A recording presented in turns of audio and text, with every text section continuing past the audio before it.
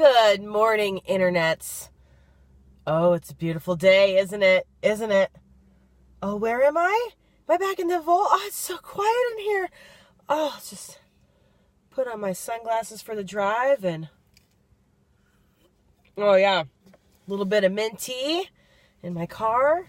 It smells like mint tea and not cigarettes. Ooh. Oh, wait, we're moving. But there's no dinosaur burning banging noises. Oh, guys, I got my car back last night, and life is so much better. And don't get me wrong. Hear them congested sniffle sounds? Sexy, right? Yeah, I am still sick. Haven't shaken that yet, but, the world is a much nicer place when I'm back in my car. This is good. This is suiting my chi. So, here's what happened with the car. It threw that check engine light and the warning service high voltage system that spooked me and had me doing all kinds of crazy things in Reno. And I was trying, these glasses are filthy. I was trying to find a Chevy or GM dealer in Northern Nevada that would help me out. And the ones that I spoke to were despicable. They were awful.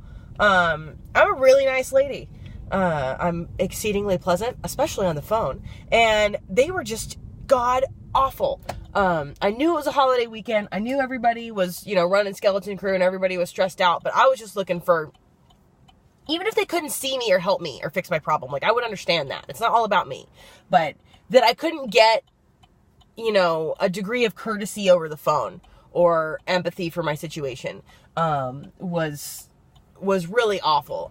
And the last thing I wanted to do was call CarMax because, I have a video on here already about my experience with CarMax so far and why I'm so mad about how they screwed me around with getting parts and, little piddly things. And so I don't really want to call CarMax, but Rob made a good point. He's like, call CarMax because we have nobody else to call. And maybe they'll be able to tell you what we should do next. So I'm like, all right. Forget it. We'll call CarMax. So I called CarMax Henderson, told him the situation. My guy Jason that I normally see had the weekend off. Good for him.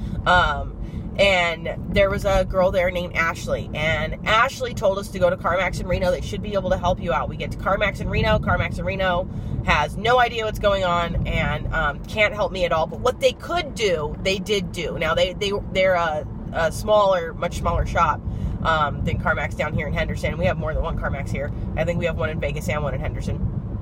The one in Reno is it's older and it's not equipped to deal with hybrids or electrics. Ashley didn't know that. She just knows that, hey, we have good customer service and you're a customer and we will service you there. She was really doing her best and she sent us down there and the guy didn't know what to do. That dude's name was Paul. And Paul said, here's what I can do. I can get you into a loaner car so that you can get home in time to teach your student on Monday.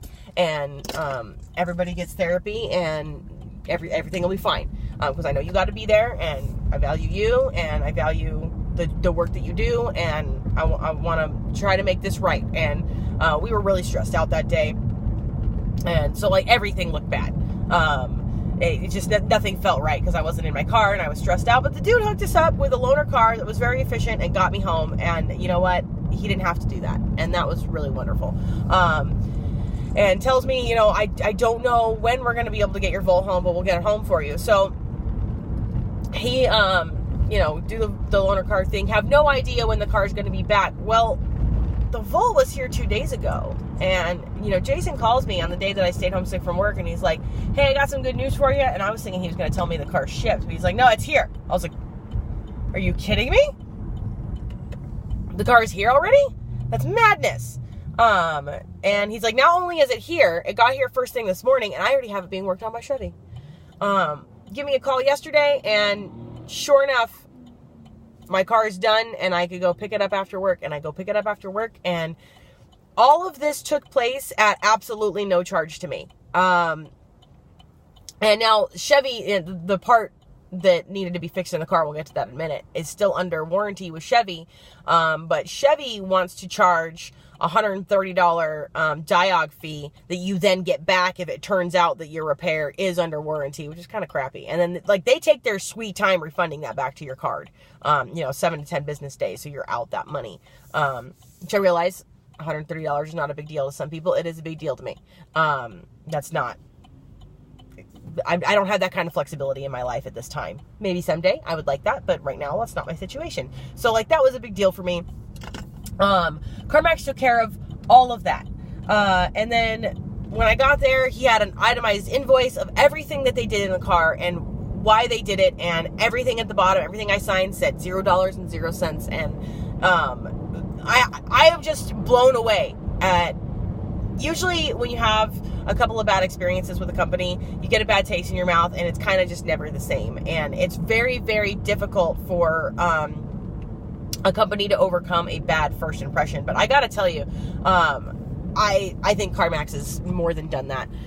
Everybody who helped me was so kind and so understanding, and they really did everything they could do. And here I am back in my car, back in Alessandro the Vault, and it's marvelous. And now I have this thing that I don't have to worry about anymore. And they helped me out on a holiday weekend, guys. This was Black Friday that the car threw the code. It started giving me all of that. Ooh, AutoZone trip. Started giving me all of those problems.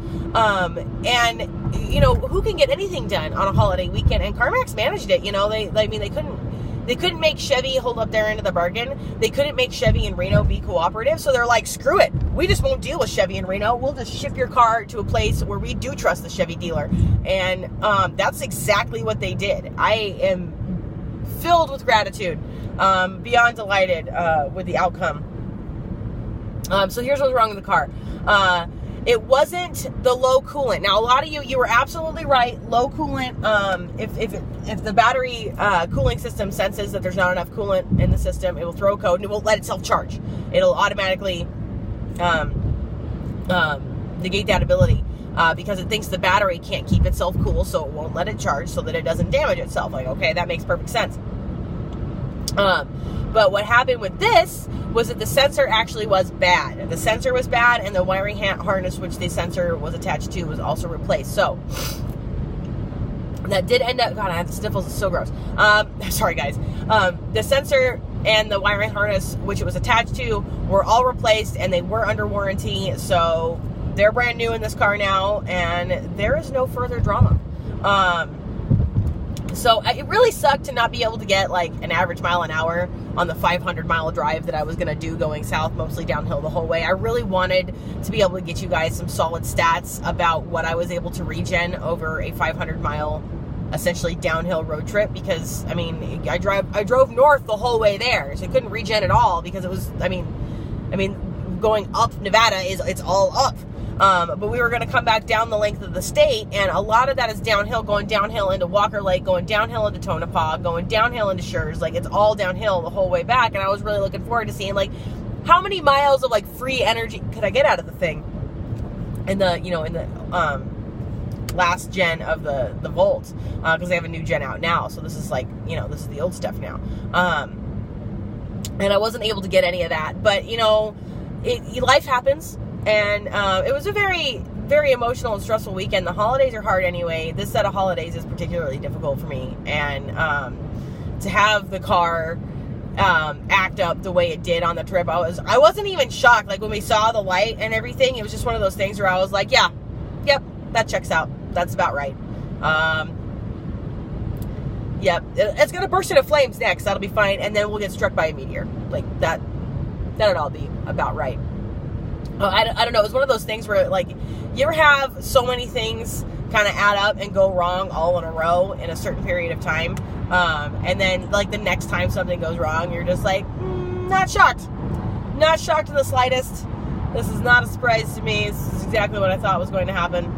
And next week I'll get swallowed into a sinkhole. This is the next thing that happens. So, like, that's how it goes. Kind of how I feel. I'm feeling pretty hopeless.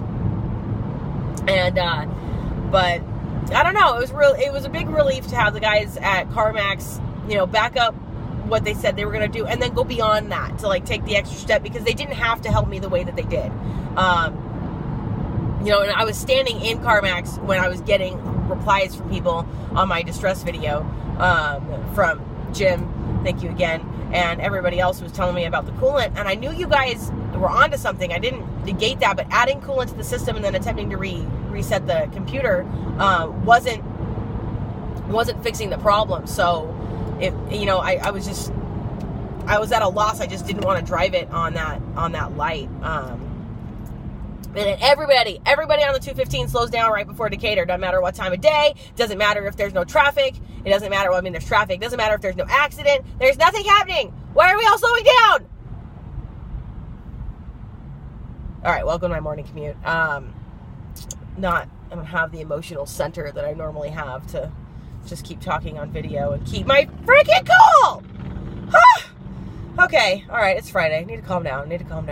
But anyway, so that's what happened with the Volt. Does anybody else have problems? I know I got a lot of Volt users on here with that, not the coolant, but the sensor for your coolant. Has anybody else had problems with the wiring harness for that sensor? They're replaced on this car, and I have no other problems, so I'm still okay saying that I'm in a good car, and I feel very positively about my choice here. And I'm back in my car with, let's turn them on, shall we? Oh, the seat warmers. My fuzzy pants, my butt warmers. It's going to be a good day. So, tell me about weird codes you've seen from your Volts, or weird codes you've seen from your electric cars in general. Is anybody else frustrated, like I said in my last video, is anybody else frustrated with how little we can actually work on our own cars now? Or did you buy an electric car because you weren't a work on your own car type of person? I mean, I've got some responses on the last video, but I want to know a little bit more about that and what everybody thinks about situations like this. How would you have been 500 miles away from home in a loaner car the size of a roller skate, leaving your car behind and just having to take blind faith that everything was going to be all right? Because that was a challenge for me. But anyway, the Reno saga is finally complete. I am back in Alessandro the Volt, and everything is good, guys. Knock on wood. But so far, everything is good. I hope everybody's having a really great Friday. I'm going to try to keep the vids coming this weekend. We got some things in the works this weekend. Something is going to be happening tomorrow morning. Something with cars is going to be happening tomorrow morning. Whether we're at the car show on Eastern or an exotic meetup, I don't know what's going to happen yet. We haven't really made a plan. But if you follow the Instagram and you follow the Twitter, I'll be posting my up-to-the-minute location with where myself and the Volt are going to be. I want you to bring out your electric cars. If you don't have an electric car, I want you to come out and hang out in my electric car. Come go for a ride in it. Come sit in it. Come meet me. Come talk to me. Let's hang out. Let's be friends. I'm always taking new friend applications.